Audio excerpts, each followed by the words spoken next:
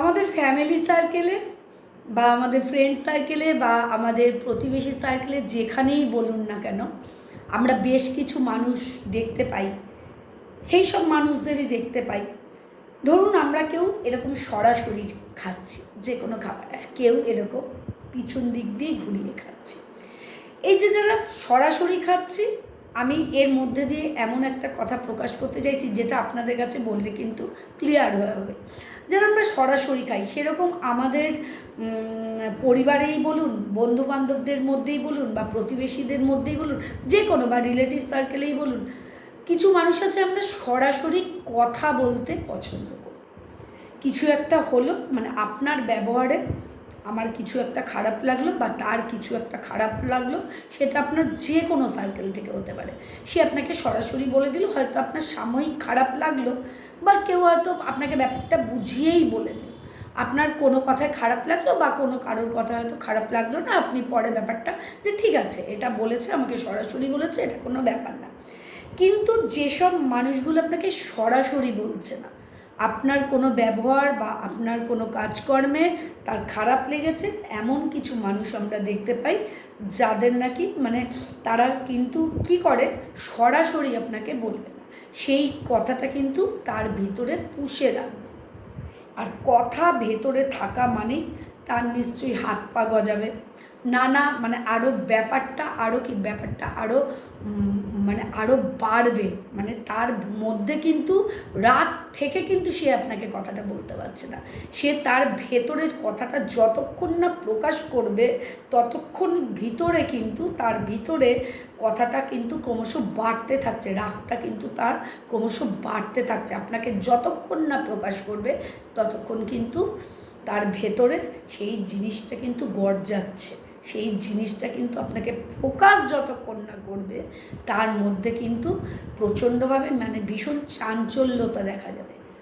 তাই এরকম ধরনের কিছু মানুষ আছে, বললে বুঝতে পারবেন ব্যাপারটা, যে তাদের না মানে তাদের প্রকাশটা হয় অন্যরকম। আমি আপনাকে সরাসরি বললাম, আরে এটা করিস না, এটা কেন করলি আমার সাথে, তোর সেদিন ওই জিনিসটা আমার ভালো লাগেনি, বলে দিলাম, মিটে গেল। কিন্তু যারা ভেতরে রেখে বলবে তারা কিন্তু আপনাকে সাথে সাথে বলছে না।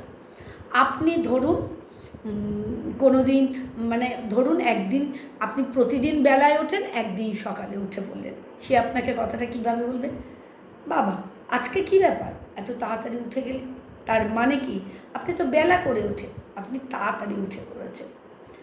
আপনি ধরুন কোনো একটা কিছু খান, আপনি ধরুন সেটা খাচ্ছেন, কী ব্যাপার তুই এটা খাচ্ছিস, মানে টিজ করা যাকে বলে। ধরুন আপনার ধরুন অফিসে যেতে লেট হয়েছে, সে আপনাকে টিজ করবে, সে আপনাকে কি বলবে, কী ব্যাপার তুই আজকে তাড়াতাড়ি অফিসে আসলি। ধরুন কোনো একটা পোশাক পরেছে, বাবা তুই এরকম একটা পোশাক পরেছিস, বাহ, মানে এমন করে বলবে, আপনাকে টিজ করবে, টিটকেরি করবে। তার কারণ তার ভেতরের রাগটাকে কিন্তু সে বার করবে কীভাবে, আপনাকে টিজ করে, আপনাকে বিদ্রূপ করে কিন্তু সে কথাগুলো বলবে। আপনার কিন্তু মানে আপনি সেই কথাগুলোতে যথেষ্ট কিন্তু বুঝতে পারবেন সেই মানুষটা আপনাকে কিভাবে কথা বলছে। এই ধরনের মানুষ কিন্তু মানে এই ধরনের মানুষের সাথে কিন্তু আমরা কিন্তু প্রতিদিন অল্প বেশি কিন্তু ওঠা বসা করি, এবং আমাদের জীবনে বিভিন্ন মানে রিলেটিভ সার্কেলে, পরিবারের মধ্যে বা কোনো বন্ধু সার্কেলে আমরা কিন্তু এই ধরনের মানুষগুলো দেখতে পাই।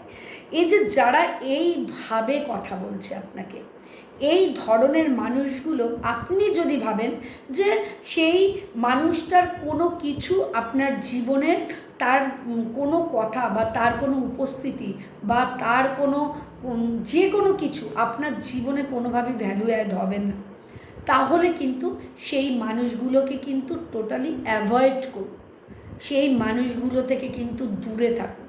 কিন্তু যদি মনে করেন এরকম ধরনের মানুষ আপনার জীবনে আছেন, অবশ্যই তার মারফত বা তার উপস্থিতি বা তার কোনো কাজ বা তার কোনো কথা আপনার জীবনে ভ্যালু অ্যাড হবে, তাহলে তার সাথে আপনি বসে কথা বলে ব্যাপারটাকে মিটিয়ে নিন। নাহলে এই ধরনের মানে আপনি যদি না মেটাতে পারেন তাহলে কিন্তু এটা আপনার সাথে প্রতিনিয়ত বাড়বে। প্রতিনিয়ত কিন্তু সে আপনাকে টিস করবে এবং একদিনে কিন্তু সে আপনাকে ছাড়বে না।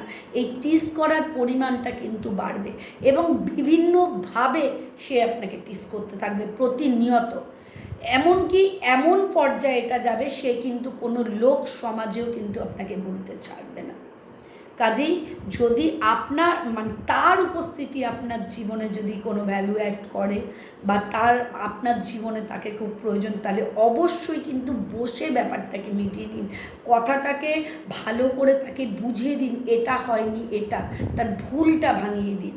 কিন্তু যদি মনে করেন যে তার কোনো উপস্থিতি বা তার কোনো কথা বা তার কোনো কাজ আপনার ধারে কাছে আসবে না, তাহলে এই ধরনের মানুষকে কিন্তু অবশ্যই অ্যাভয়েড করুন। এই ধরনের মানুষকে কিন্তু আপনার জীবনে সেল্টার দেবেন না। এই ধরনের মানুষ থেকে কিন্তু দূরে থাকুন। তার কারণ এরা জানেন তো এমনই ধরনের হয়, এরা যেটা বলবে সেটাই ঠিক। এরা যদি বলে তাল গাছ তার, তাহলে তাল গাছ তার। এরা যদি বলে পশ্চিমে সূর্য উঠেছে, তাহলে আপনাকে মেনে নিতে হবে সূর্য উঠেছে। এই ধরনের মানুষ আপনার জীবনে থাকা মানে আপনাকে প্রতিনিয়ত তার সাথে কোঅপারেট করে চলতে হবে, প্রতিনিয়ত অ্যাডজাস্ট করে চলতে হবে, প্রতিনিয়ত তার সাথে পায়ে পা মিলিয়ে চলতে হবে। আর যখনই পায়ে পা মিলিয়ে চলতে পারবেন না, যখনই তার সাথে কোঅপারেট করবেন না, যখনই তার সাথে অ্যাডজাস্ট করবেন না, তখনই কিন্তু আপনি খারাপ হয়ে যাবেন এবং প্রতিনিয়ত সেই কথাগুলো আপনাকে ফেস করতে হবে। যদি মনে করেন এই ধরনের মানুষের আপনার জীবনে কোনো প্রয়োজন নেই, কোনো মানে দরকারই নেই, তাহলে টোটালি ইগনোর করুন, টোটালি অ্যাভয়েড করুন এদেরকে। আর যদি মনে করেন এই ধরনের মানুষের প্রয়োজন আছে আপনার জীবনে, সত্যিই তাকে খুব প্রয়োজন, তাহলে বসে ব্যাপারটাকে মিটিয়ে দিন, তার কাছে ক্লিয়ার করে দিন। ভালো থাকবেন।